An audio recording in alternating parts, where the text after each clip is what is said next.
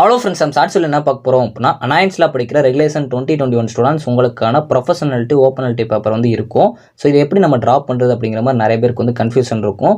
அதே மாதிரி நம்ம ட்ராப் பண்ணிட்டோம், நெக்ஸ்ட் கிரேட் பாயிண்ட்லாம் எப்படி கால்குலேட் பண்ணுவாங்க அப்படிங்கிற மாதிரியும் ஒரு சில டவுட்ஸ் இருக்கும். அதே மாதிரி நீங்கள் இந்த மாதிரி கோர்ஸ்லாம் பண்ணீங்க அப்படின்னா கண்டிப்பாக உங்களுக்கு சிஜிபிஏ ஜிபிஏ ஆட் ஆகுது. அதை பற்றியும் பார்க்கலாம்.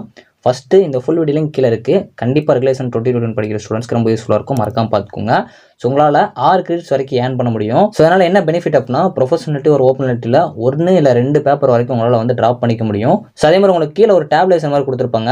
ஸோ அதாவது வந்து நீங்கள் ஒரே ஒரு கோர்ஸ் எடுத்து பண்ணுறீங்க அப்படின்னா உங்களால் எந்த ஒரு எலக்டிவ்மே வந்து ட்ராப் பண்ண முடியாது.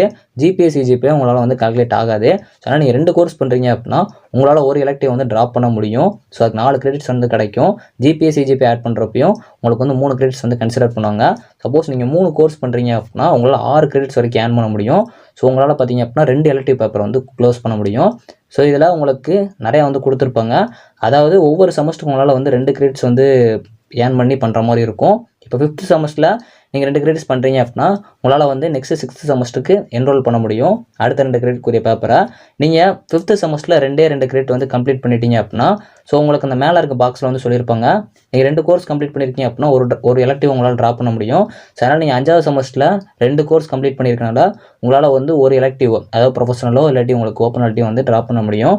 சப்போஸ் நீங்கள் 6th semester 2 credits paper complete பண்ணிட்டீங்க அப்படின்னா டோட்டலாக இப்போ உங்களுக்கு 4 கிரெடிட்ஸ் வந்து கம்ப்ளீட் ஆயிடுச்சு. ஸோ அதனால் 7th செமஸ்டரில் உங்களால் 2 பேப்பர் வரைக்கும் ட்ராப் பண்ண முடியும். ஸோ இந்த ஃபுல் வீடியோ லிங்க் வந்து கீழே கொடுத்துருக்கேன். அதை கண்டிப்பாக பாருங்கள், உங்களுக்கு யூஸ்ஃபுல்லாக இருக்கும். தேங்க்ஸ் ஃபார் வாட்சிங்.